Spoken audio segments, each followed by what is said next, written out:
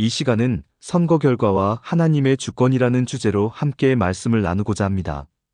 최근 우리는 대통령 선거라는 국가적 중대사를 맞이했습니다. 누군가는 자신이 지지했던 후보의 당선에 기뻐할 것이고, 또 다른 누군가는 아쉬움과 낙심을 느끼게 될 수도 있습니다.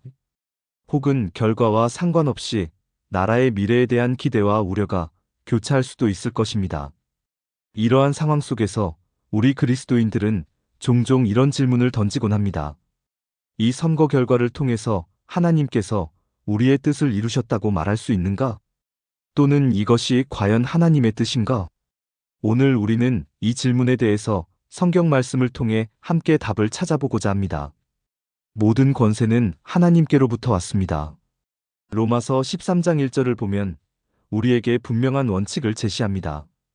각 사람은 위에 있는 권세들에게 복종하라. 권세는 하나님으로부터 나지 않음이 없나니 모든 권세는 다 하나님께서 정하신 바라. 이 말씀은 세상의 모든 권세, 즉 정부와 지도자들이 궁극적으로 하나님의 주권 아래 있음을 선포합니다. 대통령이든 왕이든 그 어떤 형태의 통치자이든 그 권세의 근원은 하나님께 있다는 것입니다. 하나님께서는 당신의 크신 경륜 안에서 특정 인물이 특정 시기에 지도자의 자리에 오르는 것을 허용하십니다. 그렇다고 해서 이것이 그 지도자의 모든 정책이나 행동이 하나님의 뜻과 일치한다는 의미는 아닙니다. 성경에는 하나님께서 이스라엘 백성들의 요구에 따라 왕을 허락하셨지만 그 왕들이 항상 하나님의 뜻대로 행하지는 않았던 역사가 기록되어 있습니다. 심지어 하나님께서는 이방 나라의 악한 왕들 바벨론의 느부갓네살을 사용하셔서 당신의 백성을 징계하시거나 더 큰 구속사를 이루어 가시는 도구로 삼으시기도 했습니다. 따라서 선거를 통해 어떤 지도자가 세워졌을 때 그가 하나님의 기준에 완벽하게 부합하는 인물이어서 선택되었다기보다는 하나님의 더 크고 넓은 섭리 안에서 그 시점에 그 사람이 그 자리에 있도록 하나님께서 허용하셨다고 이해하는 것이 더 정확할 것입니다.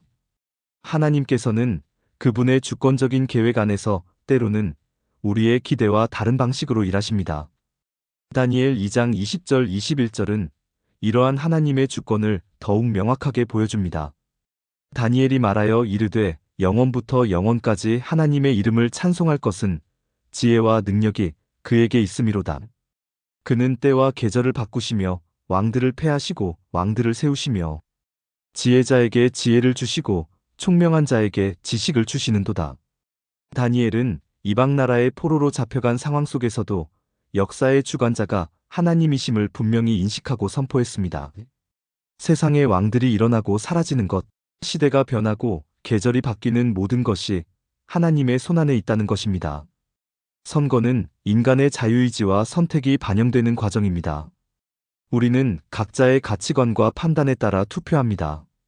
그러나 그 모든 인간적인 과정의 배후에서 그리고 그 결과를 통해 궁극적으로 일하시는 분은 하나님이십니다.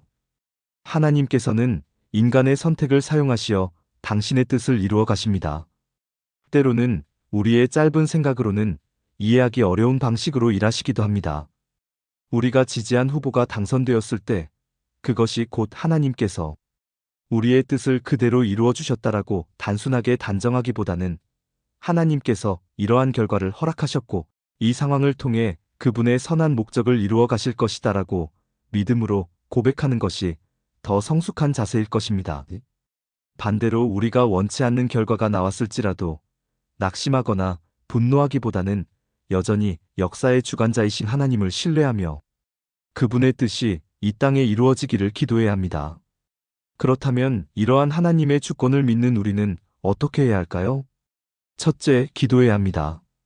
디모데전서 2장 1절과 2절은 그러므로 내가 첫째로 권하노니 모든 사람을 위하여 간구와 기도와 도구와 감사를 하되 임금들과 높은 지위에 있는 모든 사람을 위하여 하라이는 우리가 모든 경건과 단정함으로 고요하고 평안한 생활을 하려 함이라고 말씀합니다.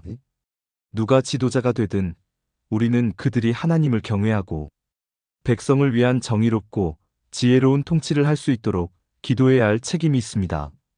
둘째, 하나님의 백성으로서 빛과 소금의 역할을 감당해야 합니다. 세상의 정치에 모든 희망을 걸기보다는 하나님의 나라와 그의 의를 먼저 구하며 우리가 속한 공동체와 사회 속에서 그리스도의 사랑과 공의를 실천해야 합니다. 정치적 견해가 다르더라도 서로를 존중하며 교회의 하나됨을 지켜나가야 합니다. 셋째, 하나님의 궁극적인 승리를 바라보아야 합니다.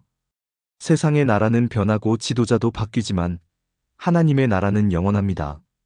우리의 궁극적인 소망은 이 땅의 정치체제가 아니라 다시 오실 예수 그리스도와 그분이 완성하실 하나님 나라에 있습니다. 사랑하는 성도 여러분, 대통령 선거의 결과는 우리에게 많은 생각과 감정을 안겨줍니다. 그러나 우리는 그 결과를 통해 하나님의 절대적인 주권을 다시 한번 확인하게 됩니다. 특정 지도자의 당선이 곧 우리의 뜻이 하나님의 뜻과 일치하여 이루어졌다는 단순한 등식으로 연결될 수는 없습니다. 하나님께서는 때로 우리의 생각과 기대를 넘어서는 방식으로 일하시며 인간의 선택과 역사의 과정을 통해 그분의 더 크고 놀라운 계획을 이루어 가십니다.